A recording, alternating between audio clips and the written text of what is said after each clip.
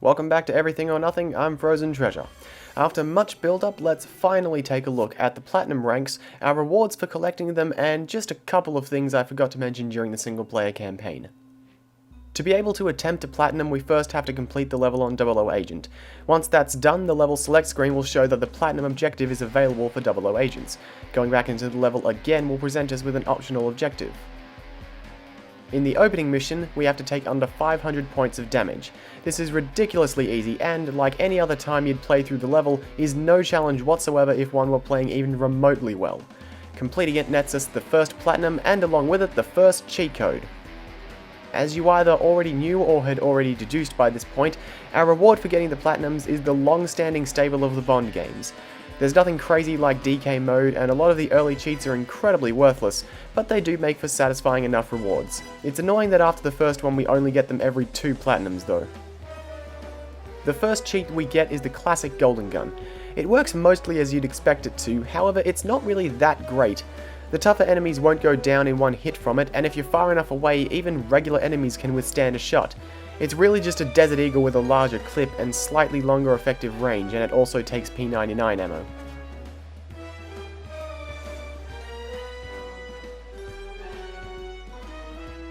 In A Long Way Down, we have to beat the level in 3 minutes 30 seconds. In most of the timed missions, the trick is typically to just outrun the enemies, shoot the ones directly in our way and ignore the rest of them while making a break for the end. This level isn't a problem if you employ this tactic, leaving you with plenty of time to spare by the time you get to the bottom. Important to note, the time requirement refers to in-game time, not real-world time, so using Bond sense isn't a big risk at all. In Train Chase, we need to beat the whole level in 2 minutes 15 seconds. Not really difficult, especially not compared to some of the later ones, though it can be frustrating to bump into something and have to restart towards the end.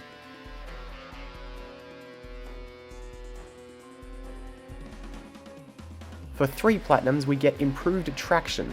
Turning, brake power, and acceleration are all given a slight boost, as you'd expect from the name, but it's really nothing that substantial. The cars all handle pretty well to begin with, and none of the levels demand more than they're capable of anyway.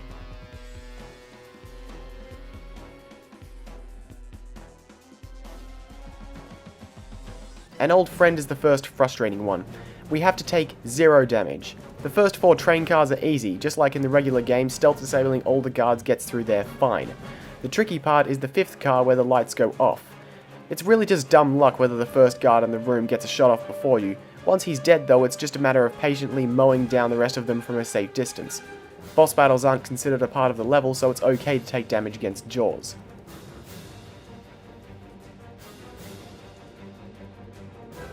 For Sandstorm, we need to destroy the General's base in 45 seconds.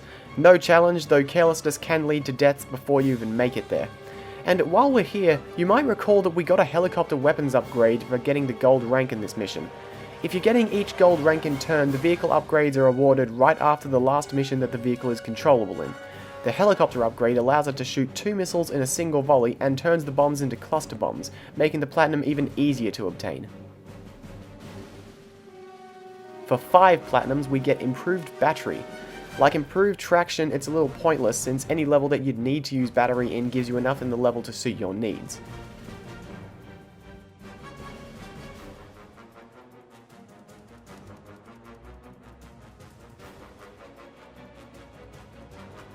In Serena St. Germain, we have to get from the hotel Serena is staying at to the ruins in 1 minute 55 seconds. This one can be annoying. Even doing it well, the time limit is fairly restrictive. The Cayenne Turbo's weapon upgrades let it fire cluster bombs and turn the machine gun into a plasma gun. Any vehicle-mounted machine gun gets upgraded to a plasma gun, in fact, which makes them infinitely more viable as options against enemies.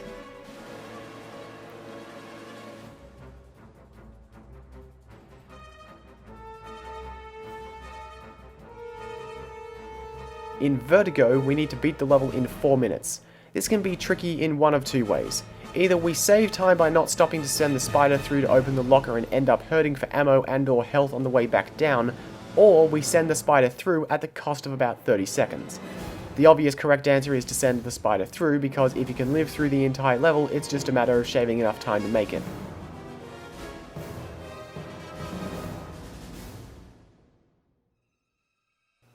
For 7 platinums, we get double ammo. It doesn't double the ammo you have, but increases how much you can hold altogether. It's the first cheat that's actually fun to use if you can then fill your ammo up completely.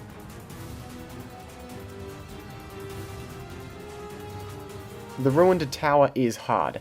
It's one of the final levels I got the Platinum rank in, and only after a lot of time invested. We have to beat the level with a maximum of 10 rounds fired.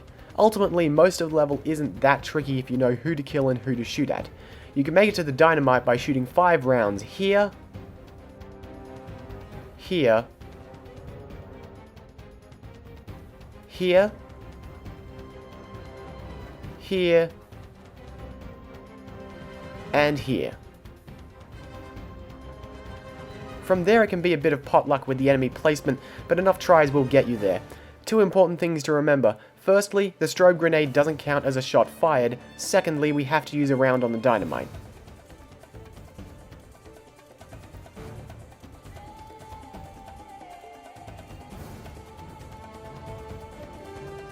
Death of an agent isn't hard so much as it's annoying at the end.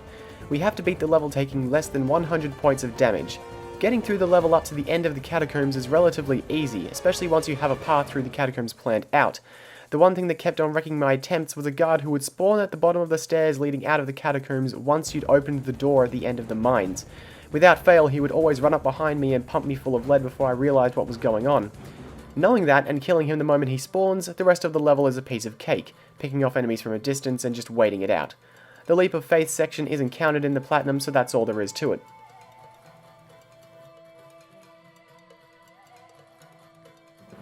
For 9 platinums, we get double damage. It's hard to really show this with how much the enemies move, but it's pretty self-explanatory.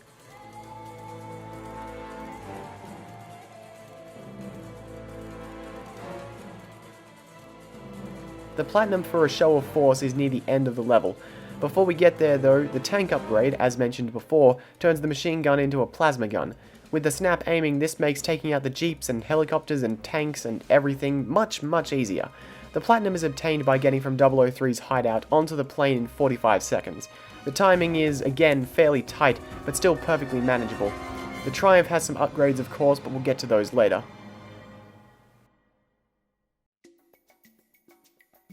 Mardi Gras Mayhem is easy. Get from the park to the diner in 40 seconds. Taking the path that gets the Bond moment for endangering everyone's lives earns that without any trouble at all. The Vanquish's upgrades give it plasma guns, make the Acid Slick a Fire Slick, and lets it fire 2 missiles per volley. The Electromagnet is apparently more powerful as well, but I've never noticed it being effective one way or the other.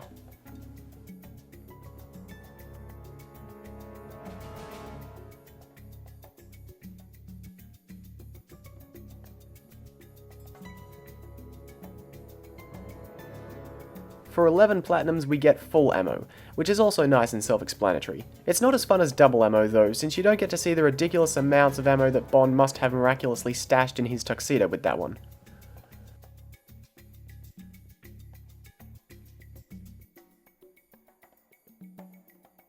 At first, the Kiss Kiss Club seems horrific, tasking us to beat the level without using any ammo, but it's actually quite fun and inventive with the way it works into the level design.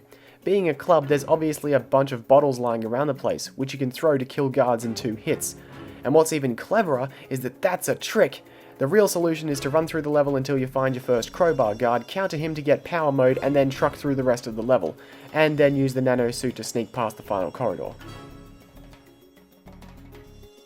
In Death's Door, we have to beat the level in 3 minutes and 15 seconds.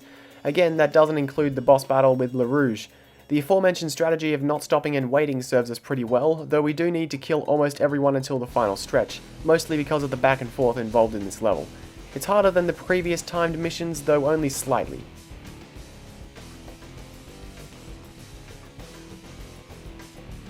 For 13 platinums we get Cloak, which makes any vehicle we're in invisible, not just the Cayenne. Doesn't strike me as particularly useful, since in most cases any enemy that gets near your car is dead meat anyway. Also, in levels where you could actually use this cheat, enemies seem to be programmed to know where you are regardless. With Battle in the Big Easy, the tricky part is less getting the platinum and more beating the level. The platinum is gotten by going from 007's hideout to Willem Dafoe's compound in 55 seconds. That's easy, but once the compound is destroyed, it can be tough to get back to Maya's apartment in one piece. Even on Agent, this level was a particularly annoying brick wall because of this. Thankfully, the vehicle upgrades balance it back in our favour.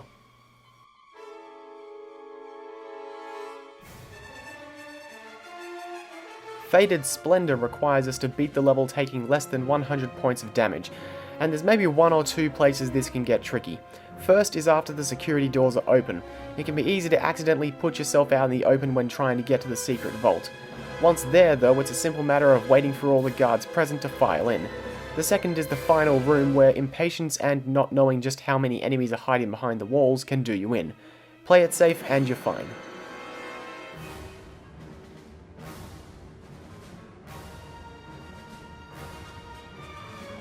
For 15 platinums we get full battery, another genuinely useful ones for situations where we need more time with the nanosuit, or more Q-Spider darts later on.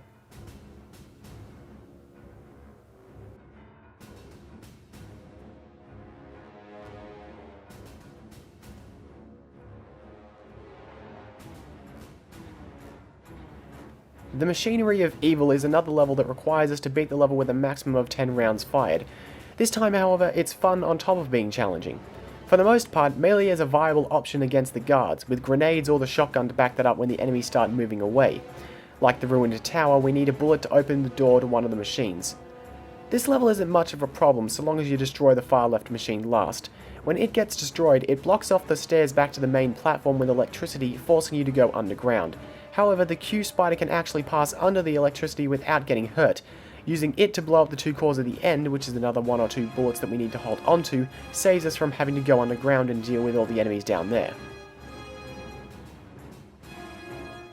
The Pontchartrain Bridge is only a little bit annoying for the end of the level. We have to beat the level in 3 minutes and 18 seconds, and if we don't hit any cars and don't jump to the other side of the bridge, it's not a problem. The problem is destroying the tanker at the end. It just takes a long time, and it can be annoying to get on both sides of it in time with all of the regular cars on top of the enemy trucks. The level's still fun though. The Triumph Daytona's upgrades let it shoot 4 rockets per volley and increase the range of the flamethrower, and supposedly the shotgun as well.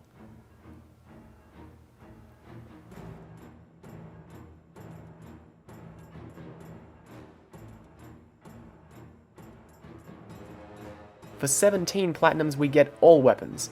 It doesn't actually give you all the weapons in the game, instead it gives you all the weapons that you could conceivably pick up in the level. It's also the only real way you get a decent amount of time with the AK-74 in the single player mode. The platinum for a simple exchange is quite brutal, though also quite doable. We have to beat the level in 40 seconds. This would seem like a simple matter of running through and not stopping for anything or anyone, but if the guards notice us, they run for the alarms, which fail the mission.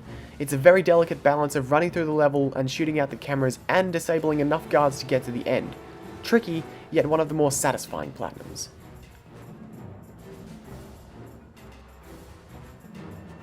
I'm not showing the red line because there's nothing there you haven't already seen. The platinum is for beating the level in 4 minutes and 50 seconds, which you can get by driving very well. There's literally nothing else to it. For 19 platinums we get unlimited battery, which is basically only useful for limitless nanosuiting. Again, can be pretty funny if used in the right situations.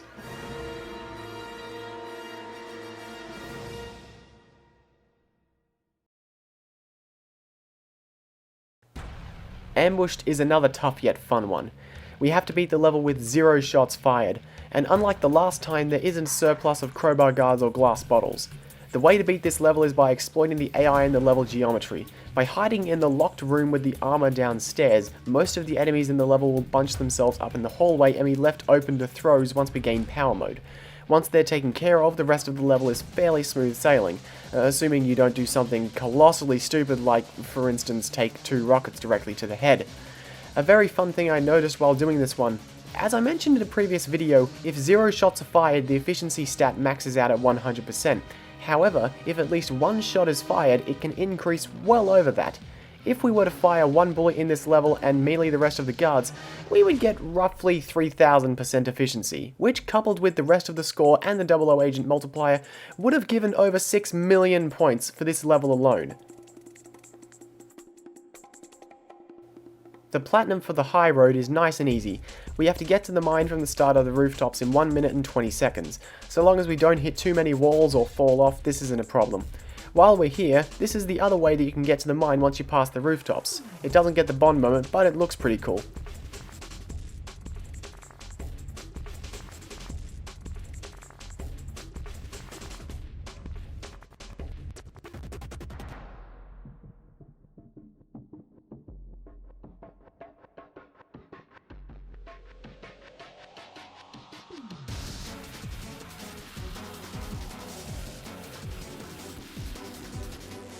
For Willem Dafoe's plan, we need to beat the level in 3 minutes. This isn't that bad, and there's really only one place that it's possible to get killed by trying to rush through. Before rappelling up from the area where we need to destroy the gears, we just need to wait for a little bit for the second wave of guards to rappel down from above, kill them, then go up. Before and after that, it's not really any trouble at all.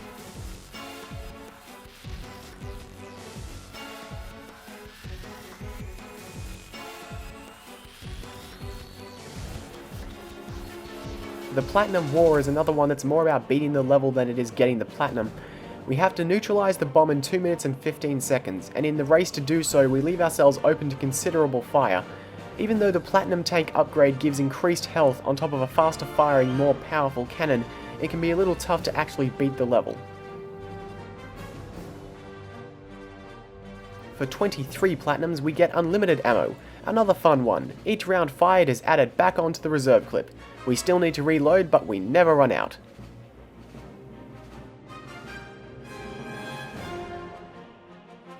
In Dangerous Descent, we have to beat the level taking under 100 points of damage. It's actually quite easy, there's plenty of cover, so it's just a matter of patience and decent shooting until you reactivate the lift. After you've done so, it's just a case of killing the rocket launcher guards Katya shows up with, and for whatever reason, they don't really seem that concerned with shooting at you, so they're pushovers as well. Once again, the fight with Jaws doesn't count for the Platinum.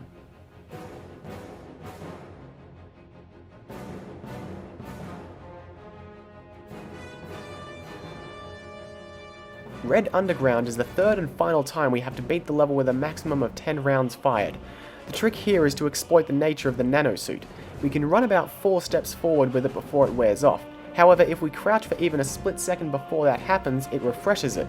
By doing this, we can make it almost all the way to the end of the room and underground.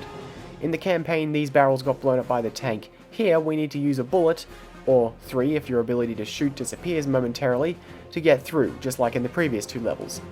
Without the need to kill everyone in the underground area, it's nice and quick and only uses 2 or 3 bullets, then it's on to the upper railings. A little bit of fire from the ground floor, but it's easy to avoid and outrun that. Coat the one guy in Platinum, shoot the other, then dash to the other side of the bridge where 2 rocket launcher guards are waiting behind the door, easily disabled just like last time. For 25 Platinums, we get slow motion driving. A bit of a weird one to have as the penultimate reward, it's just not as fun as it sounds. Assuming it sounds fun. To me it just sounds weird. I also cannot tell the difference for the life of me between it being on or off in any of the driving levels, so it's entirely pointless to me no matter what. The final card is the absolute worst. The hardest of all the levels to Platinum, just as it was the hardest to Gold. And just like before, only with a ridiculous amount of practice did I manage it.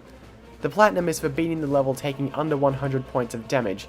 There's no trick to it and no easy section. It's pure memorization, choosing a path to go through the level, knowing where all the enemies will be at what times and being ready for them. The closest thing to an easy section would be near the end, when the missiles have been stopped and you're sitting in the side room where you can take out maybe 6 or 7 enemies that run in. Thankfully, the boss fight, as usual, isn't counted.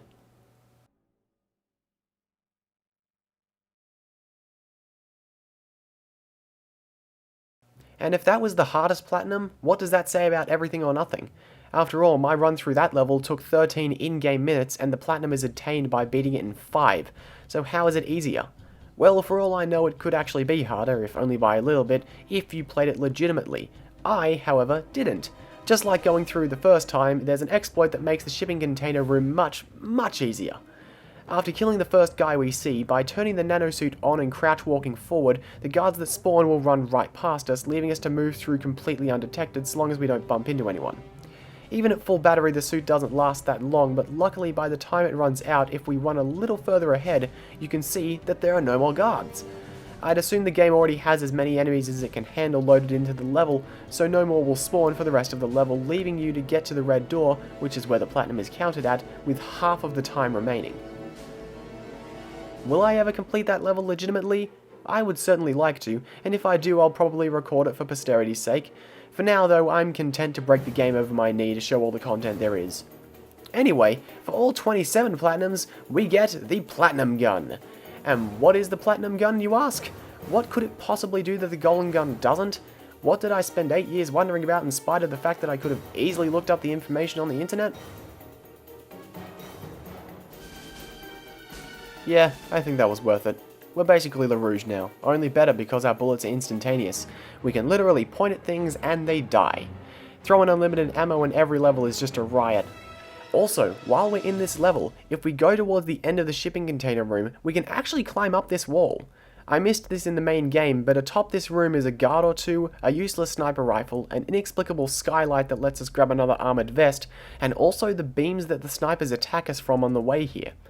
If you walk along there and then look around, you can see that it's possible to fall down onto some of the containers that you'd normally be unable to reach. And if you go all the way back to the beginning of the room, you can see some boxes arranged in an interesting fashion. There's actually nothing to do there, even though it looks like you might be able to have a firefight with someone, but if you drop down just before the container instead of jumping onto it, you can get one last hidden bonus before you work your way through the final few rooms. Ladies and gentlemen, that is the Platinum Gun. Those were the Platinum ranks and cheats. This has been 007 Everything or Nothing. Thank you for joining me.